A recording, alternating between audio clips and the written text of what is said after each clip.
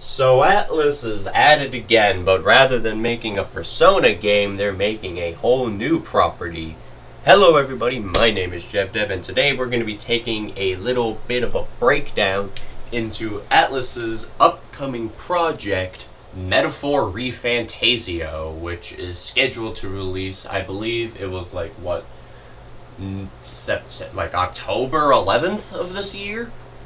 A little steep for a pre-order price. The base version is $70. The digital deluxe or anniversary edition, as it's called, is $100. So, I don't know. I'm not going to really try to sit here and justify the price or anything. I'm just going to show you what the game has to offer. So, the first thing to note is what the game is actually being advertised as. By the way, if you pre-order the game, you will receive an archetype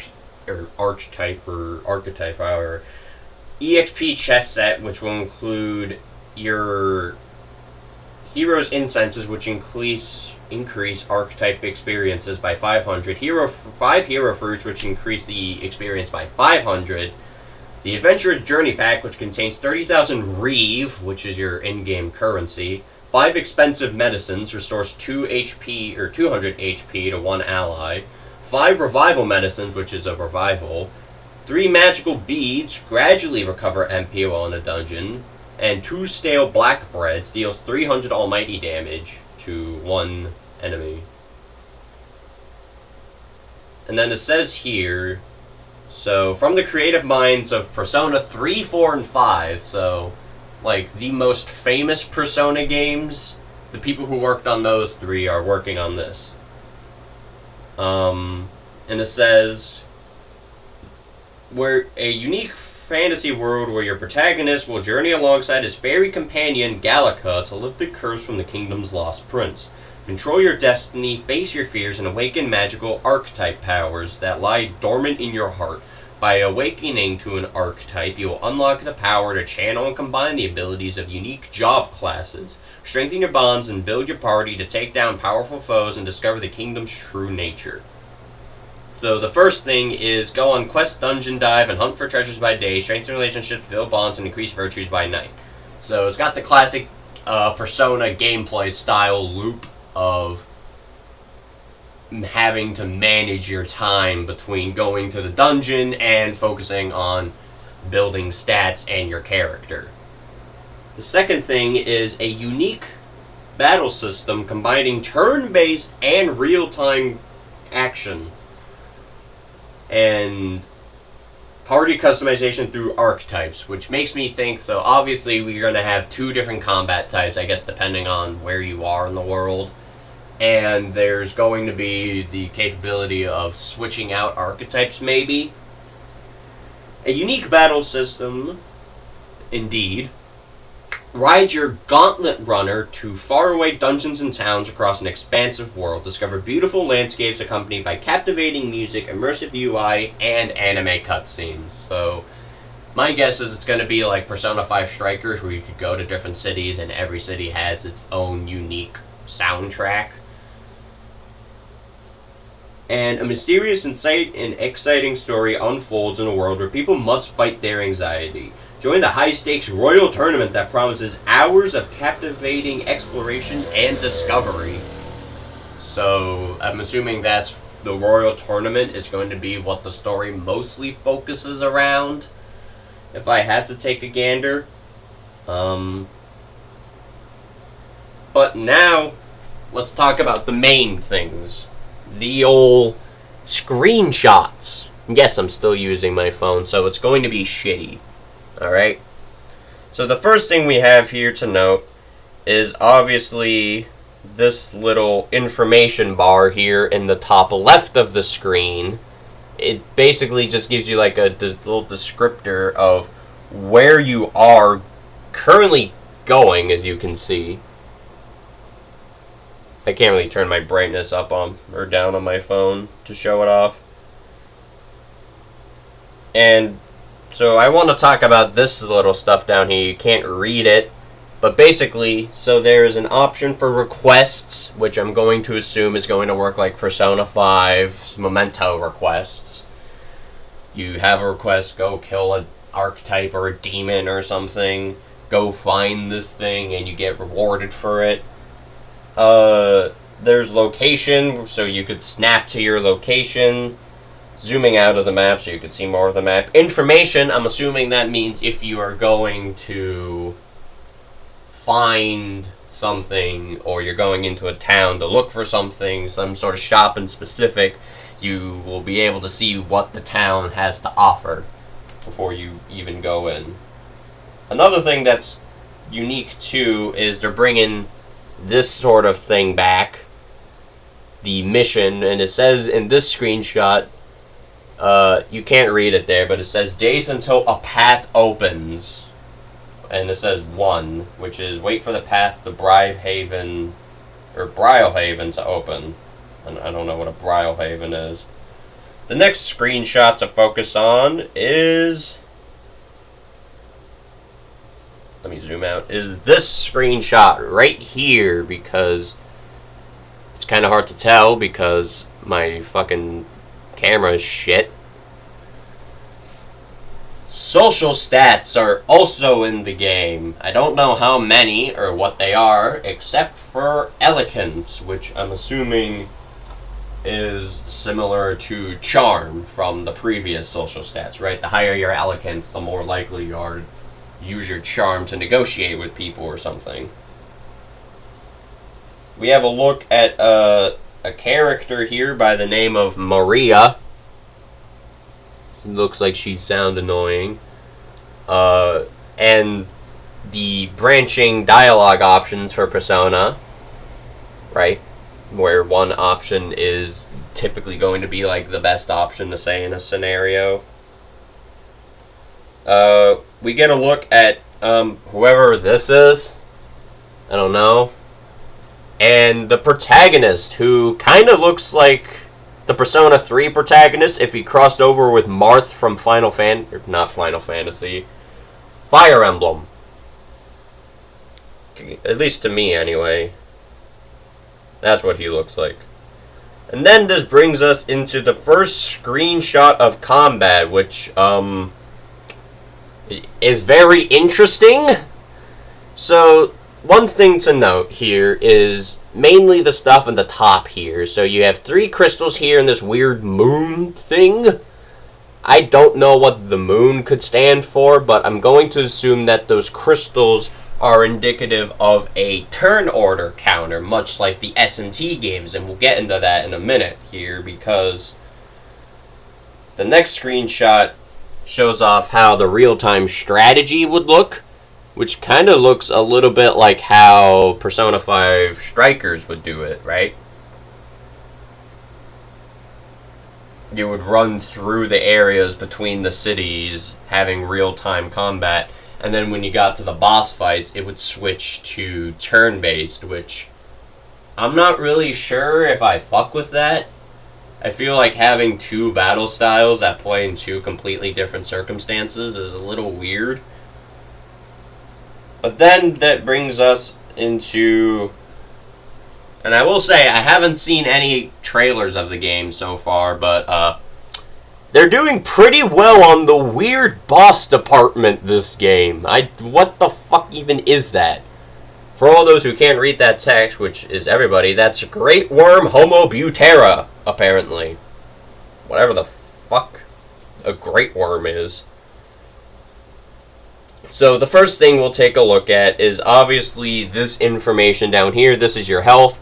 It's interesting because you can see your archetype, and you can't see it because my camera's fucking garbage, but the little pink flame there to the left of the person on the bottom says front 1. Because we'll get into that. So, which then brings us into the old little menu here, which is how you would be handling combat. So the first thing to note is this tiny option right here is to pass turn. Something you can't do in Persona games, but you can do in SMT games.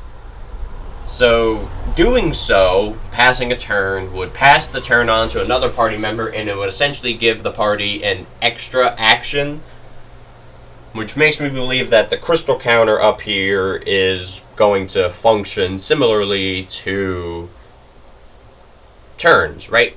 Turn order. The more you hit weaknesses and criticals, the more that'll be stacked onto your turn order, I presume, so you can have like an optimal turn. Then obviously there's guarding, reduce your damage, use an item, melee attack. Then there's archetype, which is going to be your persona stand-in. So, and then there's the most interesting thing here. If you hit X, you will do what is called a synthesis, which is team up. So there's going to be some sort of like team attack mechanic built into the standard combat loop, whereas opposed to Persona 5 Royal, you know, you had to like try to trigger a random showtime to happen.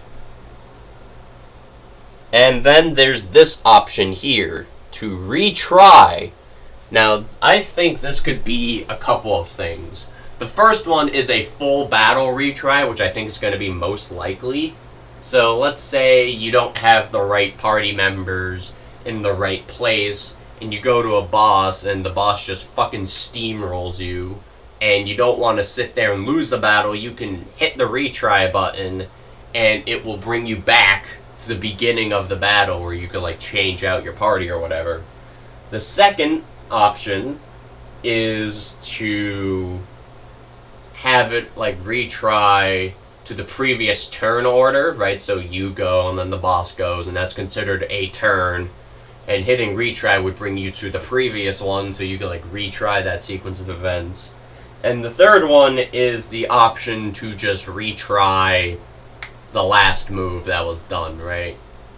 So say you accidentally wanted to cast Megidolon, but you didn't, you could retry that turn and do it. I'm going to think it's going to be like the first one, you are going to have a hard time trying to even read this, so I'll just explain. So, L1 is a tactics escape, so you can change how your party members operate from like direct command, where you control them, to acting on their own free will or whatever.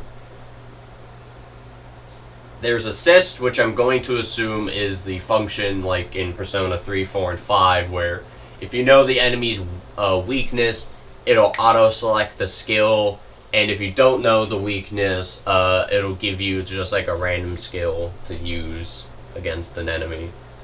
Analyze, if you hit analyze and you know an enemy's weakness and strength, you can analyze them, it'll tell you. Auto battle, I don't need to explain that. And then there's a couple interesting things. Obviously you can change your target using up and down on the D-pad as opposed to just using the left stick, which is a little weird. Then there's status, which is interesting. I'm not exactly sure what status could be, like mission status, boss status. Not really sure, like party status. I don't know. And then there's left and right on the D-pad, which is formation. So if you remember back on it, when you're looking at your character's HUD, there will be a thing that says front 1. So I'm going to assume you can have like backup people, similar to how the Persona 5 Strikers final boss worked, where you had like different groups of people waiting to do their thing, but actual warped into the gameplay, not straight up a gimmick. And by switching formation, you can switch out who's in there, so if one person's like getting fucking hammered by a boss with weaknesses, you can swap out the formation to a different one. That's my assumption anyway. Then we have a look at the actual like town. And this is pretty much all the big information you're going to need.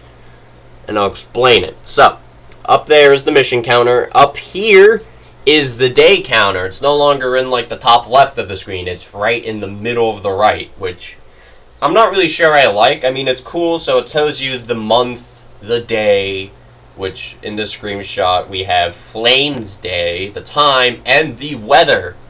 I'm not exactly sure if the weather is going to be indicative of any gameplay or not, right? I don't think it would make a difference if it's 90 degrees Celsius like it's going to be today, or if it's 70. Maybe there will be a difference. I highly doubt it. Which then brings us into the next bit of unique mechanics here. So the first one is hitting left on the D-pad will activate Follower. I don't know what this could be. Maybe this is going to be something where you use Follower and you can have like a thing come out and like go do something. I don't know. You know? So while you're like running around the city buying stuff or something, your follower could be doing something. Hitting up on the D-pad is save, so you no longer have to go into the menu to save. You can simply just save anywhere at any point. Requests, we already talked about them. Memorandum is the log, right? You can memorandum is the log of like important events that have been happening, key terms, all that sort of thing.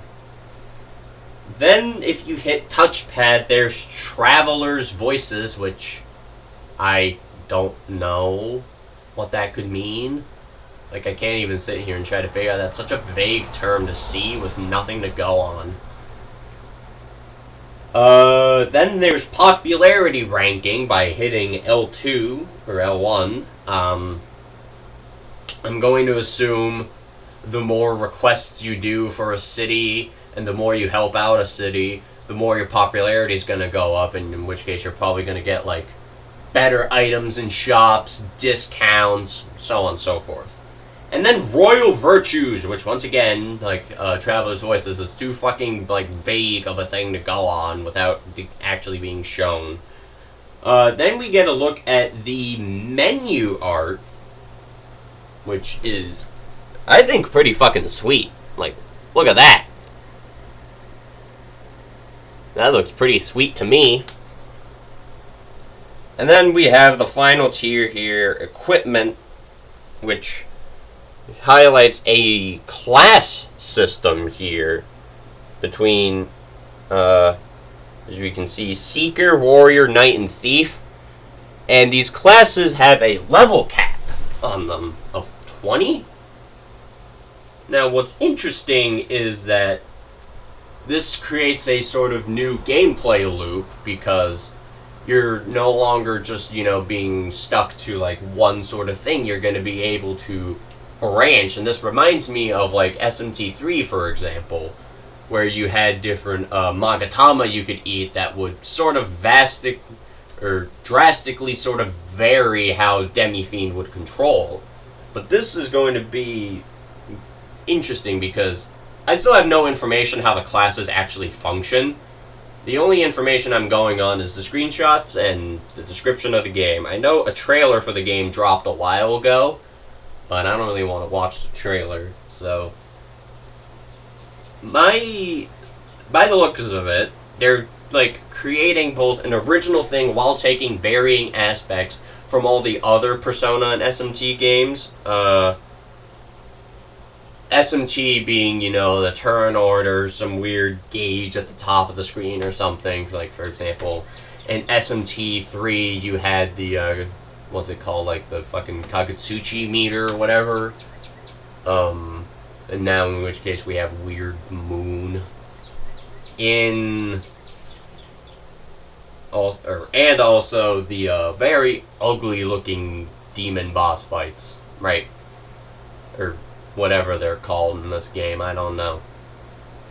Then there's obviously the Persona gameplay loop, the social stat raising, the having to manage your time between dungeon raiding and party member bonding.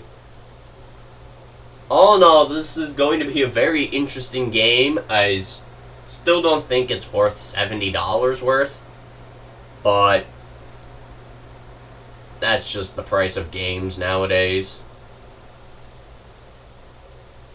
It's going to be interesting to see, because so far I don't know if there's any planned DLC for this game. Like, I don't know if there's going to be, like, additional Season Pass content that comes out, much like with Persona 3 Reload. Which, by the way, that stuff's coming out in September, so that's coming out in a couple months. I have no idea what to really expect from Metaphor. I just wanted to make a video going over what would be happening, because this is an original project, mind you, they're doing. Which makes me wonder if this is the downtime they spent between, like, Persona 5 and 3 Reload and stuff. Because, like, sure, they were pumping out Strikers and Tactica, and Persona 3 Reload, as beautiful as it looks, pretty much is just an graphics overhaul and a slight gameplay change to original Persona 3. So it makes me think this is, like, their gateway into going into Persona 6, is what I would like to say. But anyway, that's all I really wanted to talk about for this Metaphor ReFantazio. I don't really know what to expect. This could be a series mainstay for ATLUS. It would give ATLUS something a little more known than Persona. Is this going to be a very popular franchise? I don't think so.